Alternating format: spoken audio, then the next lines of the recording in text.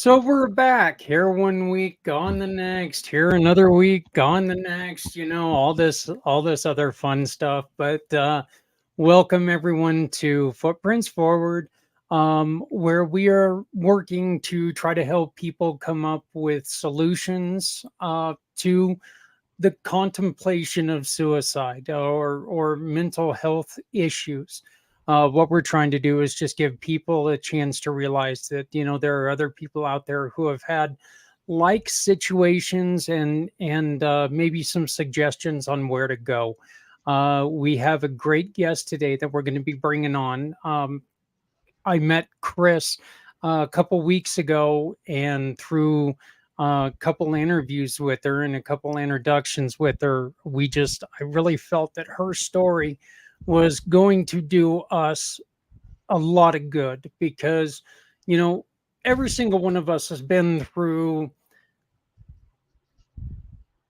difficult relationship splits. And I mean, this doesn't exactly even have to mean, uh, you know, uh, it doesn't even have to be like love relationships, different times, different kinds of relationships. It's been difficult when we leave those. And so Chris has got a story that she's going to be talking to us about. I asked her if she was willing to come on, and she said, by all means. And she's got a very, very special message and she's got a very special work uh, um, program that can help out people who are going through difficult relationships. Joining me today in the family room here, we've got Miss Stephanie Samos. How you doing, Steph? That mute button. I'm doing well, Zach. How are you? I'm happy to be here. Happy to be here. Excited to hear from Chris. Yeah, yeah. Like I said, it's a wonderful, it's a terrible story, but it's a wonderful victory on what she's done. So This is my we'll first time meeting her, so I'm yeah. excited. So, yep. And we'll be getting to her just real quick. Stephanie, why don't you tell us about what you got going on with $10 million? Yes, we just celebrated the $10 million mark of donations. So if you're watching for the first time, my name is Stephanie Samos. I work with nonprofit organizations and people year round to assist with fundraising through One Hope Wine. So what I do is I specialize in fundraising, gifting, private wine events, and wine delivery.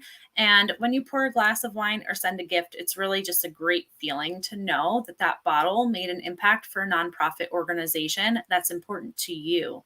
You actually get to choose where that donation is going. Zach and I run a monthly show highlighting smaller nonprofit organizations to help them fundraise, but most importantly, to get their mission out there to more people. Zach always says, you don't want to say, I wish I heard this sooner, right? So that's our mission, to really get their message out to more people and assist them with their fundraising. So I am also the co-founder of New Heights Homestead. We are traveling 580 miles with our 5 children and our animals to build a mountaintop homestead from the ground up. So if you are curious about topics like homesteading, off-grid living, animals, more natural living topics, growing food, you can follow and subscribe to our YouTube channel and come on the journey with us. Through I think PS Properties, as you know, Zach, we're also taking our mission with investing in real estate to create veteran housing down with us on that move. So yeah, and there's so much more than just the veteran housing. There's going to be organic food growth and a little bit of farming and other things that you're planning on doing. I think it's wonderful, and I just can't wait till you guys get started. I know that you're itching to get started, even though it's going to be a lot of work. So, in 13 years in the making, I'm just excited. I'm yeah. excited for all the work. I feel like it's just going to be a journey that I can't wait to share and spread some love to the community too at the same time. Well, I know it's going to be a new mission, new journey, and it's definitely going to be an adjustment internet wise. We've already experienced that. Hopefully we can get that. Hopefully they can get that figured out up there in the mountains, and Yeah, We won't lose you too much. But, and by the way, on the $10 million, I've got to give you the one-handed clap right now. I don't have the other hand. I can do Thank that. you. So it's the one-handed clap. I love hearing that. So we're well on our way to trying to get to 11 million. We are. And don't move that other arm. I had to go and for the new foster child, we had to go and try to give fingerprints today, and I went in there and I had to take off my sling, and so I'm sitting there and took off the sling and I'm like going, oh, it really was not a lot of fun. I'm telling you right now, it was not a lot of fun, but I was going to do it. And then get the sling off, go, they get the right hand done. And they said, oh, we're not going to touch your left arm. And I'm like, you couldn't have told me that before I took the sling off. Okay. So I'm sitting there trying to get the gut sling. And, I've got one hell of a gut to put that wrap around. So I'm sitting there doing this hula hoop, trying to swing thing, and it I could almost feel it as you're talking about it. Yeah, I'm glad you're all right. what's the term? One-armed drywaller or whatever. That's what it really felt like there. So, but welcome, Stephanie, and we're really glad that you're here. We're also being joined by Dennis Schroeder, the founder of Price of Freedom Foundation. Hey, Dennis, I know that we talk about Price of Freedom all the time. Why don't you tell us about your new venture that you're training on right now? Let's start. Let's go with that, and that way we can try to spread the message, because I know that we played the interview a couple times throughout the weekend. Okay. Well, I'm not. I have my fingers in a lot of different pots here, so I'm not really sure which one you're referring to, because I do photography and I do some business consultation. And the business consultation, Okay. the one, yeah. All right, super. Well, basically, what I do is I have partnered with a group that specializes in very specific niches to help businesses to be able to save money in their operations. Things that we're not experts in. I ran a small business years ago, and as a business owner, you really have to be everything. You have to know, at least be competent in all areas. Well, that really helps if you can have a specialist in certain things. So one of the groups that I'm affiliated with is specializes in tax strategies, and they've been doing this for 20 some years.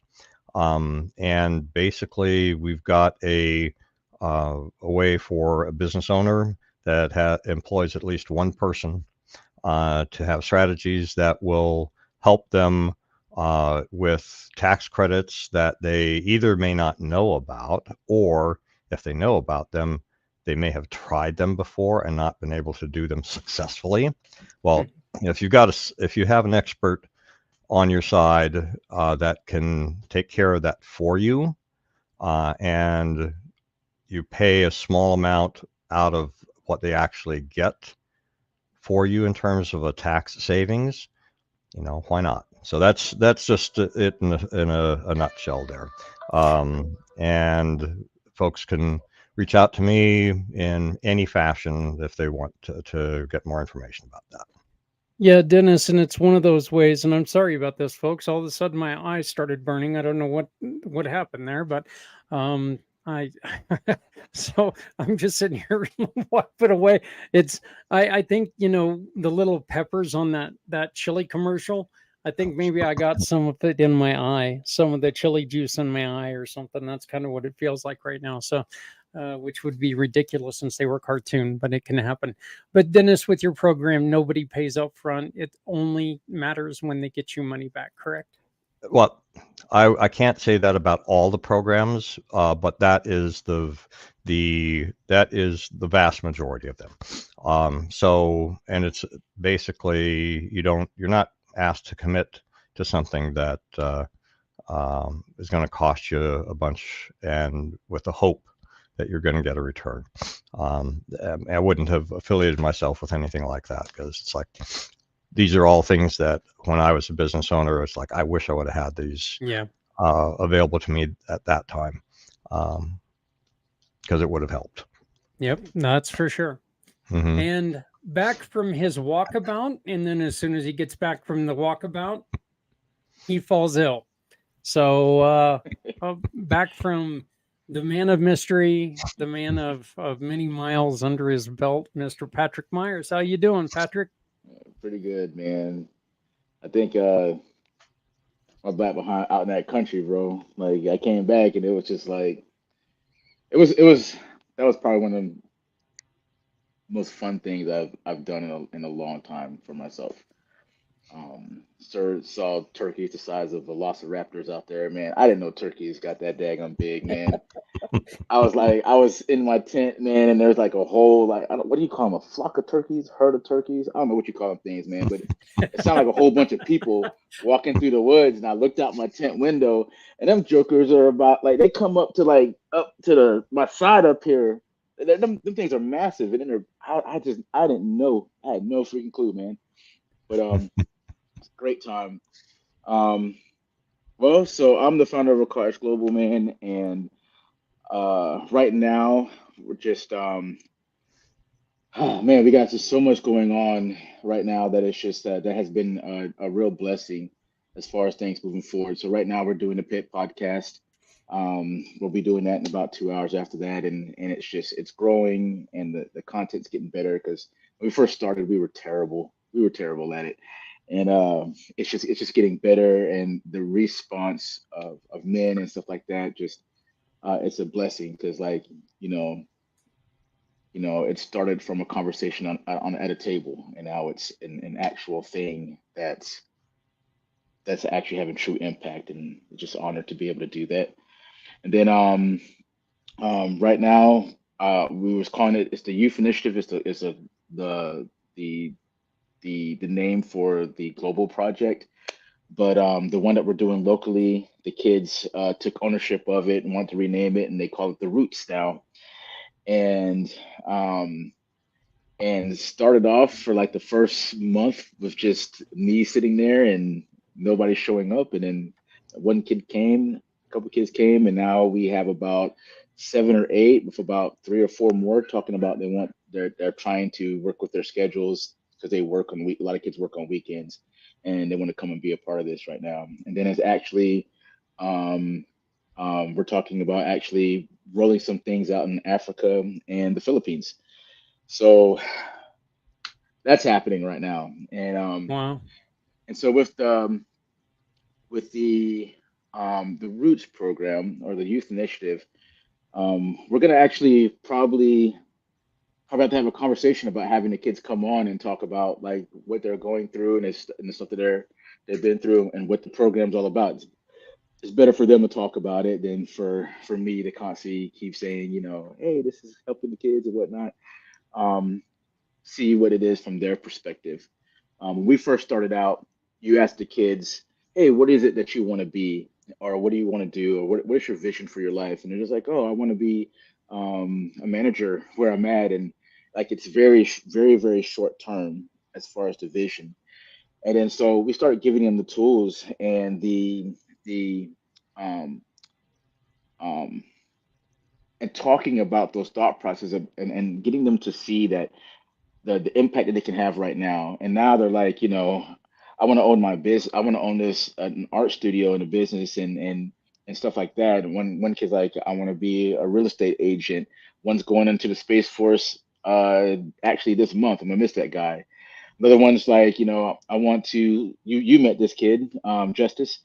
Yeah. He wants to start a program where he can link different nonprofits together so that they can learn how to thrive together. Because what happens with a lot of nonprofits, we're all trying to get the same money from the same pot, and Mm-hmm.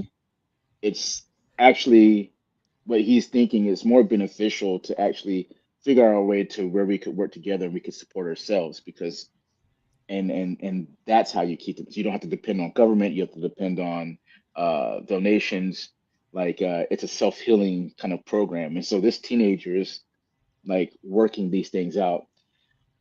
And so that's the It's youth initiative right now. And so like we're trying to right now get up the funds so we can start to get this thing into a 501c3 so we can start taking donations and getting more support from around the country. And as we build these programs out, to get other nonprofits to actually join together so we can make this happen. So well, that's I what's think it's happening right now. I think it's great. You know what? You can point a kid and tell him, look, there's the direction. What do you want to do? And let him go. And tell him, look, everything is possible. The only thing that's not possible is what you don't try. I mean, if you don't try, it's not possible. So I think it's great, and of course we're proud to support you in any way that we can. So, but welcome back, Patrick. It's great to see you. Good to be Diamond, back, man. Diamond, you're back. New hairstyle, still same beautiful woman. How are you doing, sweetie? Thank you. I am doing awesome. I'm just glad to be here, catching up on what Patrick's doing. I got to come in on a little bit of that. But yeah, how are you? We're just getting started. Why don't you tell us a little bit about you, and then we're gonna bring on Chris. Awesome. I love it. Yeah. Cool. A little bit about me. I am a business resilience coach, and I get to wake up every day and help other business owners, especially coaches, figure out how they're going to move the needle forward in their business. And I do that by helping them with tech and mindset and all of the other things that don't sound fun, but I make it fun. So. Tell us, why don't you do me a favor and tell us about an email I got today about tomorrow's yoga? Yes. So one of the things that we do in the community, and thank you for letting me know that you got that email. I did change it. It's on Wednesdays at 12 p.m. now, but it started as something that I knew that I wanted to do because as we age, if we don't move our bodies don't move with us. So I wanted to just do something that was good for my body and encourage other people to do the same. But I found that it was a little bit more difficult getting people up at 8 o'clock in the morning for it. So I have since changed it. I listen to the people. It's not a dictatorship. It's a democracy in the community. So we're moving it to noon on Wednesdays. So that way it can be more of a thing where like you're already up, you're already working. You know that you should take a break from the computer and like stretch your legs and things. So this will be an opportunity for people to be able to do that. But it's good for your body. We got to move them or else we're going to lose. Yeah. You know, you say that, Diamond, but it seems to me like every time I do move my body, that's when my body breaks. So, but I look forward to joining you at some period in time. So, all right. Well, I welcome the family. It's great to see you guys again. It was a long week without you guys.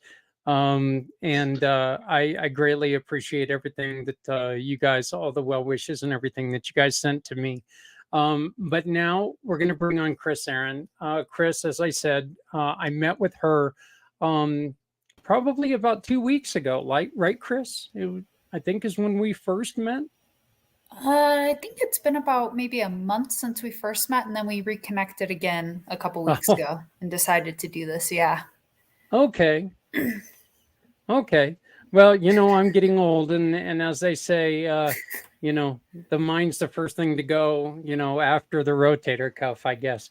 So, but Chris, why don't you you were in a relationship, and it's a relationship that did a lot of damage. You ended up having a really, really hard time finding your place after this relationship, right? I did, yeah. And I just want to thank you too for just having me on here. I always think it's great having an opportunity just to share about our experiences in life, because you never know who has had similar experiences like that. And I'm a big proponent of mental health and awareness around it, and just the impact that it has in someone's life. I know this is just kind of one of many things that I've had to overcome in life. So I'm always more than happy to answer any questions or talk about some of the other things too that I've overcome. But yeah, this one was a doozy, and it definitely put me on to a path that I'm on now. So I met my ex-wife 6 years ago. Shortly after I moved to the Denver area, I moved here. I got my master's at DU in exercise science, and things moved pretty quickly. If anyone, just being in those sorts of relationships, they typically do for women. And I ignored, looking back, a lot of red flags. And as stuff started to come to light more just in recent time with the separation and divorce, I was able to start seeing that those were actually red flags. But it took me a really long time to realize that, and to realize that I wasn't the problem and everything wasn't my fault. I was in a relationship that was very controlling in a lot of different aspects. It was very emotionally abusive. There was constant gaslighting, just overall manipulation. And there was a lot of financial control in that marriage as well. And so when it ended very suddenly, I found out that she was having an affair for a while. And just felt like the rug was kind of ripped out from underneath me. I didn't really know what to do next. And I held on to it, that relationship, and I couldn't really figure out why. And it took a lot of work within myself and kind of a journey of self discovery to realize what was keeping me hanging on. It was because there was this need created. She made me feel like I needed her to be successful in life, like I needed her to accomplish things, to be successful. And so when I finally realized that I could do things on my own, it really led me into doing what I do now. And that just alone has been really incredible for me and empowering. And really what drives me every day is just helping other people realize what is out there for them, what can help them feel more comfortable, just having the knowledge, feeling more empowered, with resources that are out there for them so they can have a plan of their own. And during that time too, I really didn't know what options I had. And I was lucky when we sold the home that we had together. I made a really great profit off of it. But I felt scared, like I wasn't going to be okay without that other person having that dual income, going to a single income. And she introduced me to someone, where we both entered into a contract for home renovations, and it turned out to be a scam, and I lost everything. And so a big thing for me too is just helping people know what is out there to prevent anyone else from going through something that I went through. Having someone, that they can trust, that they can actually, make some more sound decisions when it does come to their money. But it's been hard. It's been a journey, to say the least. It hasn't been easy. I actually got sober when I was 19, so it's been 12 years now. So I definitely am very familiar with the mental health field and everything that kind of comes with that as well. So yeah, I feel very lucky to have even been introduced to Zach in the first place and to have had this opportunity. It definitely hasn't been easy though. It's always kind of an up and down. You know, with building that confidence up after something so traumatic, really two very traumatic things kind of happening so closely together. What has been really helpful for me is refinding a purpose and believing in myself has been very helpful for me. And then also just finding really supportive people in my life that I can go to when I need more help believing in myself and doing things. So I hope that kind of answered your No, question that was and what you were kind of wanting. yeah. Yeah. That was fantastic. Let me ask you a question here. The financial aspect. I know I hear it all the time when it comes to a guy taking over the financial reins and making sure, keeping all that close to his vest. And then when there's the separation, and this is one of the things, Chris, that you really you love to help people with, but after try to rebuild themselves. But a guy will take and keep control of the money, or one person in the relationship will keep track and keep a hold of all the money. And that's one way to really devastate a person, isn't it? Because the other person doesn't know where that money's been tied up in. They don't know how to manage the money. They don't know what they have, what they own, what they're even paying for, which means that their credit is all behind there. These are things that you've really got to kind of maintain and keep an eye on that, regardless if there's somebody who's sitting there saying, "Oh, I've got this part, I'll take care of this." That's when you ought to sit there and go, we can do that part together. Yeah. And that is a great point. And looking back, there's always the shoulda, coulda, wouldas, but I know that was definitely something that I recognize. One of the first signs too was my personal checking account was turned into our joint account. So I had a personal savings, but I was considered selfish when I put anything in my savings account because I made less as a teacher at the time. And I couldn't cover like 50-50 with things. And so it was considered selfish of me during the holidays if I got money that I didn't put it towards the joint stuff. I put it in my personal savings, even if it was given to me, stuff like that. But even to the point where my personal,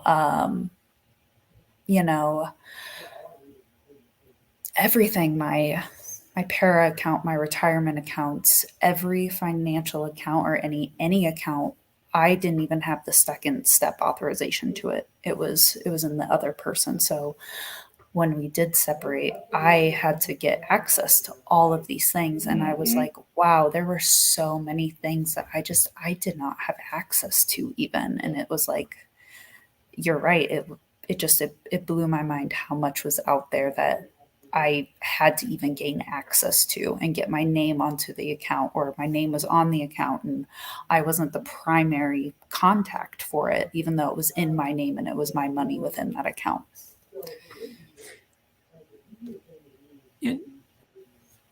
You now are in the financial realm, in which we're not going to be talking a whole lot about what you do, but one of the things that you do like to volunteer yourself to do is talk to individuals who are finding themselves lost. I think that's probably the best way to put it, right? And especially maybe if a female is coming out of a relationship, or anybody's coming out of a relationship where somebody was using the financial means as an abuse, you like to be able to talk to them and kind of reassure them, you know what, look, that was garbage what happened, but you're not gone, you're not dead yet. Yeah, I love talking to anyone and everyone, but especially people in that position. But I think the three biggest things that I believe in are education, inclusion, and equity. And I think everyone deserves to have the knowledge of what's out there and the access to how to do it. And that's what I believe in. And I definitely talk to a lot of people that are leaving relationships. They don't know what to do going from a dual income to a single income. And then I do talk to people who just might need a little more guidance, and they aren't necessarily experiencing that. But it really comes down to, I feel like, those three things. Education is, you know, it's we talk a lot, and I've talked about this with the Avery Center, a group that helps individuals after being trafficked in their life, where if someone's in this, they're standing on this ring on the ladder, and you're trying to help them get out of a bad relationship or out of that situation. If you get them out and they're down here, then they're not going to stay there. They're going to go back to at least where that bad part, that bad relationship was. But you know what? They're a hell of a lot better here than they are down here. So we need to really try to work hard, and that relationship part can help them get from here to here. That way they know that they don't have to go back to make a better living, or to make the same living. They're rising and they can continue to go. So is education on the three things, would you be able to rank them, or are they all three the same, or is there, I don't know, exactly how to put it, but is there maybe a step 1, 2, 3 in your three things you offer? I would say education is really top there when it comes to equity and inclusion.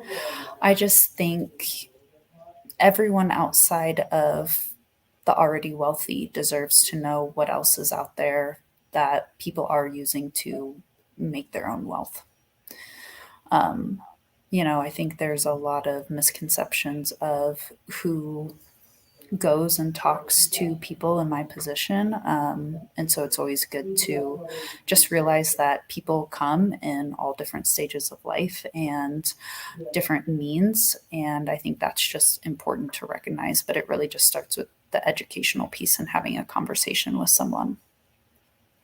Okay, Diamond has a great question for you. Okay. Thank you.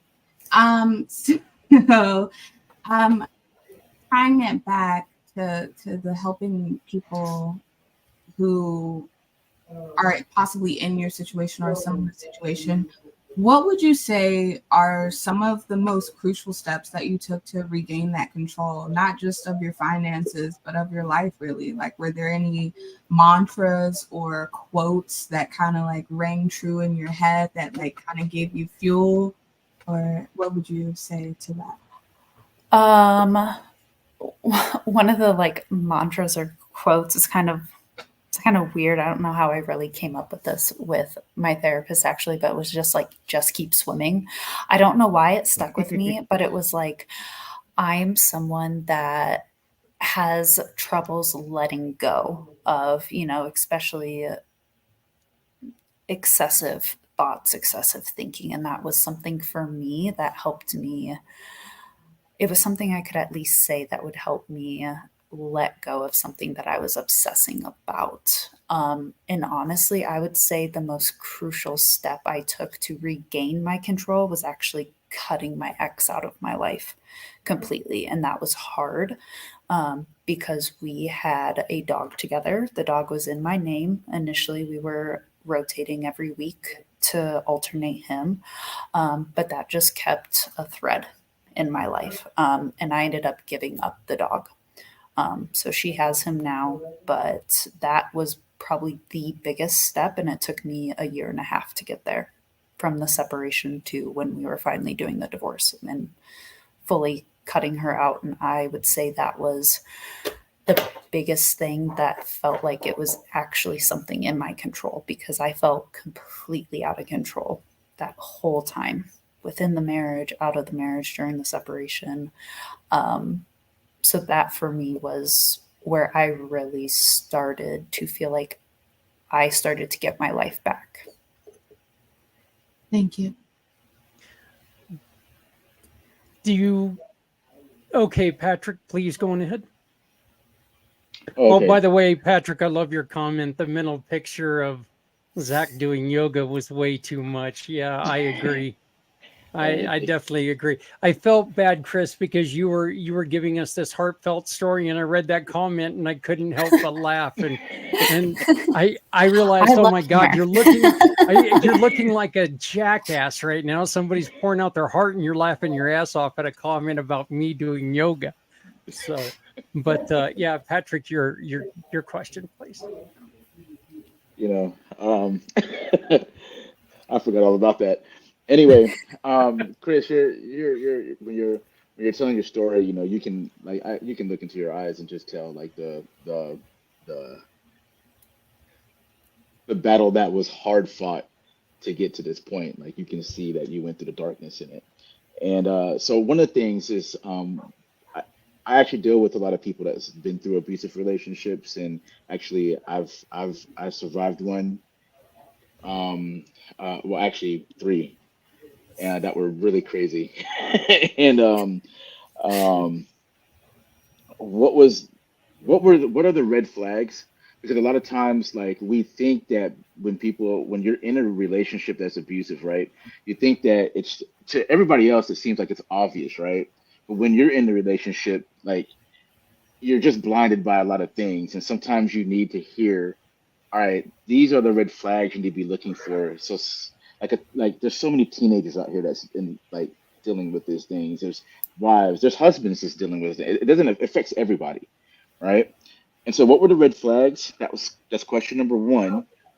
And then question number two, what was the catalyst that where you was like, all right, no, this is not for me. I need to get out of this. What was that thing that was that major mind changer?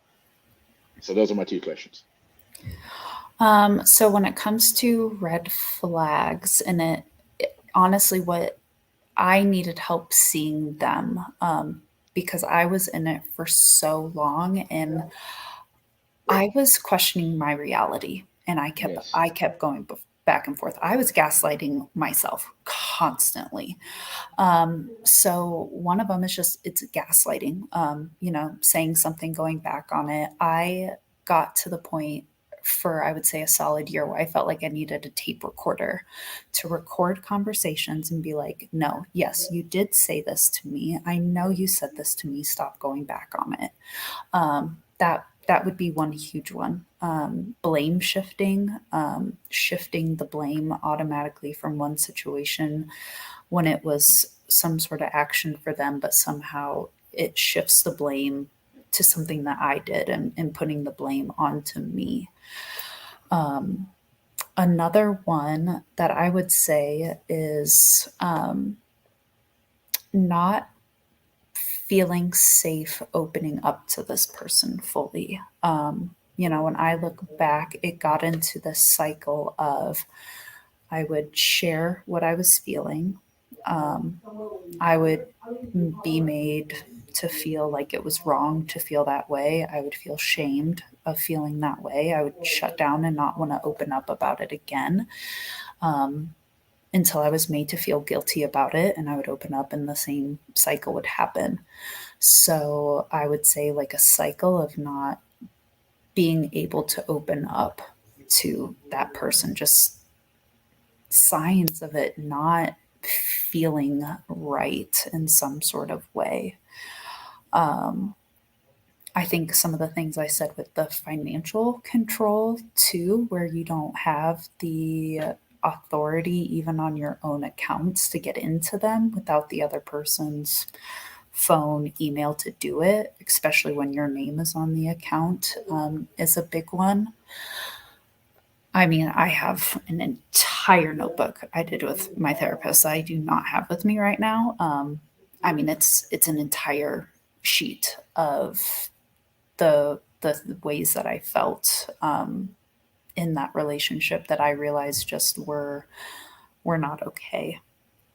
The biggest turning point for me, and when I realized why I held on to something that I knew was not good for me. I knew whenever I let her back in my life, we started hanging out, we started getting closer again. I was anxious, I wasn't sleeping, I wasn't eating. And I knew that. And I'm like, why am I doing this? I know I don't feel great. There's all these highs, and there are also the worst of my lows when I have this person in my life. So why do I keep doing this to myself? And what I realized is she had created such a need. I felt like I needed her financially. I felt like I needed this sort of security that I kept going back, and like I wasn't going to amount to anything without having her in my life in some way, shape, or form. So when I realized that I could do it on my own, it was really having that moment of recognizing why I kept going back to something that I knew was not good for me, and having even an inkling that I could do it on my own is what helped me realize I can get out. It's kind of a weird manipulation how it goes. I can't live without you. You know, you go from I can't live without you to, oh my God, you can't live without me. You know, how it flip flops that way. Stephanie? Wow. I first just want to say thank you for being brave and sharing your story. I have something similar, not the same, but I'm thankful that it was many years ago before I was like, I want to say a grown up. It was a long time ago. And, you know, abuse comes in all different shapes and forms. And, you know, I just, as you're talking, I'm kind of recalling that time. It's like, wow, it was difficult to get out of that situation. But for those that might be listening, and I was going to ask about red flags, but Patrick beat me to it. You know, what kinds of things, or there anything that you did for your mental health during that time, you know, like for you to kind of stay focused and get yourself on the track that you're on today? Like, were there any resources that like popped out at you that like helped you through? Maybe somebody is listening that's going through something right now and they're like, crap, I don't know where to even turn or who to go to for help, or what, you know, where to turn. What would you say to someone like that? Yeah. So a big thing I forgot to mention is the summer going into teaching. My ex actually convinced me to go off of my medication. Said that I was fine. I didn't need them anymore. I'm very neurodivergent, like very bad ADHD. Like I need to be on medication. I'm happy. I'm happy when I'm medicated. So I got back on medication was the first step. In doing that, I started actually seeing a therapist. I hadn't seen one, honestly, since I was going through treatment when I was 19. So I went a very long time without even having active mental health help. And it was mainly just because I have always, you know, resorted to school and work as sort of like my release in life. And so just having those, I would say my therapist and just seeking counseling again has been something huge, because having a non-biased perspective, someone who was not a friend telling me all these things, honestly, I started listening to her more than the people closest to me that were telling me all the same red flags. It was something completely different because it's like, this person does not know my ex. And, she is a professional. It felt different hearing her say, as you're talking to me, this is clinical narcissism. It felt completely different hearing it from her than it did from my friends. Yeah. It was huge. And finally, I started to actually believe it. So that was really big for me. I'm trying to think of other resources. Honestly, I would say being social again, having positive social interactions with other people. Being I'm considered a business owner in what I do because I just, I work for myself. I have to find my own clients, so I do a lot of networking, but also just social groups like Meetup and finding people with similar interests. And the power of nature. I am just, I'm in Colorado, mountains are beautiful. And reconnecting with the things that I love doing. Because I feel like for a while I stopped doing a lot of the things that I loved. And that was really huge. And, finding myself, finding what I loved again, and feeling that happiness and relearning how to do those things without that person. I know that, when you brought up the whole nature thing, I know that when you're starting to not want to do the things that you love the most because you think this person is going to take and ruin it for you. I know that that's probably a pretty decent red flag to kind of watch out for. Mr. Schroeder. Let me unmute myself. Sorry. Well, thank you so much, Chris, for telling us your story. My thoughts are that what you described to me sounds very much like work or the stories that I would hear in other work that I've did decades ago. In my prior life, I worked in a domestic violence intervention program. One actually in Washington State and one in Central Florida, and I didn't hear any indication from you that there was any violence or threats of violence, but all of the things that you've talked about are power and control strategies that we identified and saw in all of the cases that we were working with. In most cases, I was working with the abusers, and we had others who were working with the victims. I guess my question was this was this ever something that you became aware of that seemed like or somebody said, hey, there's this similarity, there's this other power dynamic going on? Were there any resources from the domestic abuse intervention programs there in your area that provided any assistance to you? I actually didn't seek any of those resources out. I think because I always minimized what I went through. I never saw it as domestic violence. It never got physical. The physicality it ever got to was she would punch things, walls, doors. It was never me throwing things, but never at me.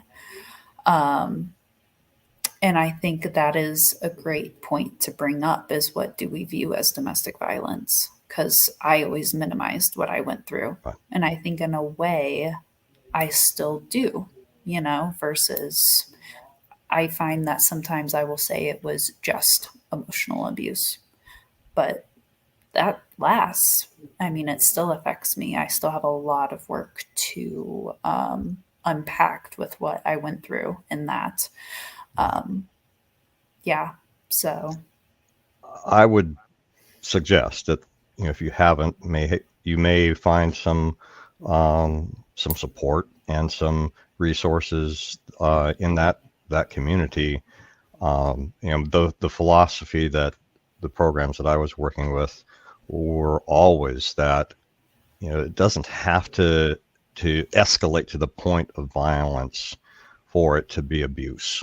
And it's better to recognize all of these warning signs, all of these red flags, every single thing you mentioned, throwing things, breaking things, the financial control, the blaming, the isolating, all of these things were things that every one of the abusers I was working with had done prior to them reaching that point of violence. Now, there's this, I guess my point is that I think that there could be, and hopefully there is, some help from a community that's larger than what you may realize that's there in your area, that may be able to help you with your healing. And I guess I'm thinking here with our focus on mental health and suicide prevention is that I think the intervention or the awareness and being able to take steps to stop the abuse and to be healthier in how you think about yourself and the actions you take can help to prevent suicide and murder suicide, because unfortunately we see way too many of those kinds of things happening throughout our country. So yeah, that's a great point. And one of the saddest things about it is that there's a lot of time that the emotional abuse is going to heal a lot slower than the physical. Yeah. Where a broken bone may go away after a while. Broken heart takes a hell of a lot longer to mend. So we unfortunately are already coming up to the top of the hour. This show is just too short. I'm telling you, it really is. But Diamond, can you ask any final questions and give us what you learned from today? For sure. So for me, I don't think that I have any final questions, just thanks. I think that especially because of the fact that a lot of people do minimize emotional abuse, it is something that really does affect you. I recently learned that I have PTSD from something else, but I attribute the same symptoms of relationship PTSD from just the amount of betrayals and things that happen. And it is so real because it affects your trust. It affects what you're bringing into other relationships. So I'm just really thankful that you were courageous enough to come and tell your story today and to give some words of insights for anyone who might be in that same situation as you. That's a great point. Stephanie? I just want to say thank you for coming on and sharing, because it's incredibly uncomfortable. But your reach is going to help somebody else, through your story. And I think that a lot of people, both men and women, think that, it doesn't happen that often, couldn't happen to me. And I think we really need to start sharing these stories more, because mental health is really being affected by things like this, and it's not spoken about very often. So thank you. Just thank you for coming on and sharing your story. Mr. Myers. Man, I definitely agree with Diamond and Stephanie here about the emotional tolls and the long lasting issues that it caused. And just thank you for just talking about it, and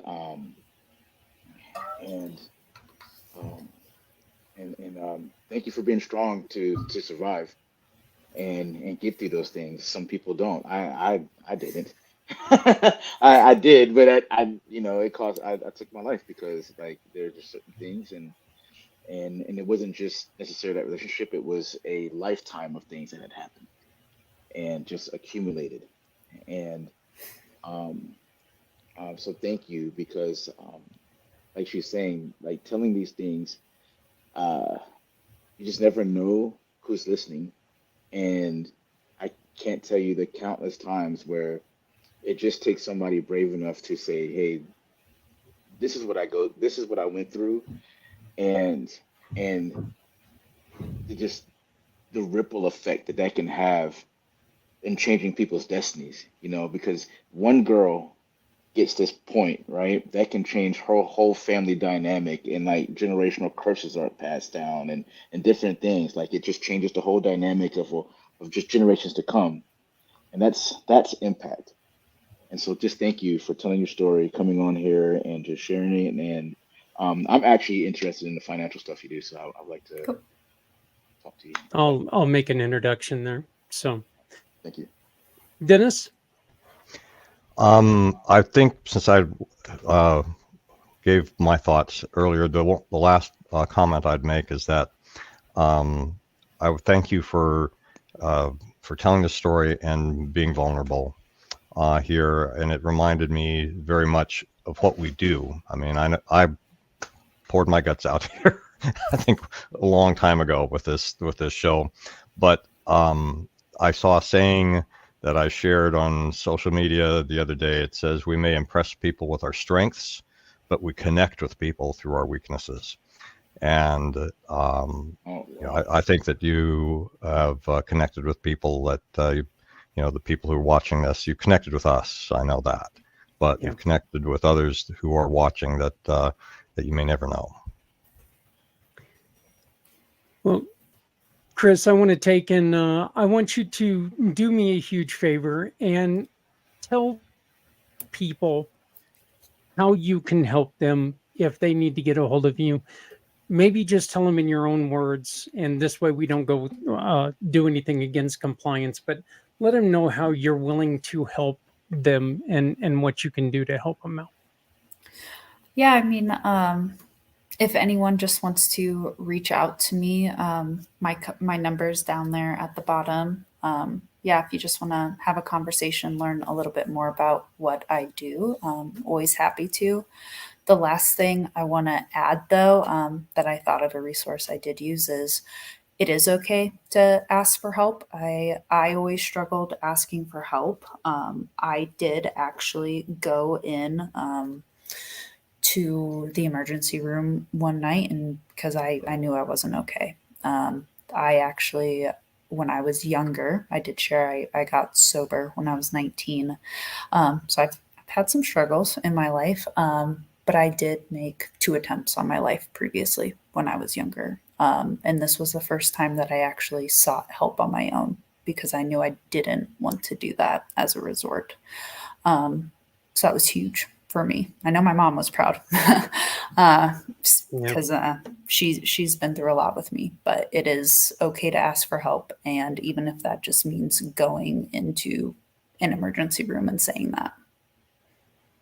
Well, I want to thank you so very much. And obviously we're coming up to the top of the hour. You're seeing everybody pop off. But Chris, I want to thank you. I really want to thank you and thank you so much for coming on. And as everybody else has stated, your bravery and your honesty and your story can do a lot to help people out. Thank you for your struggle, and most off, thank you for being here. Still being here and still being strong. And I greatly appreciate it. I really do. I think I would also like to welcome you back anytime that you wish to join us. And you want to come on as a guest host or whatever, you're always welcome. This family grows as it goes, and you know what?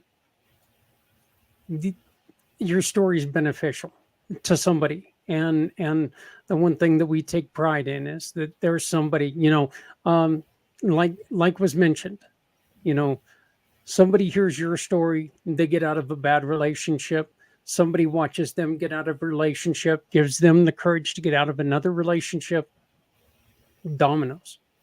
Okay, dominoes that can only fall in a positive manner, and that's the way I see this. But I want to thank you so much for joining us.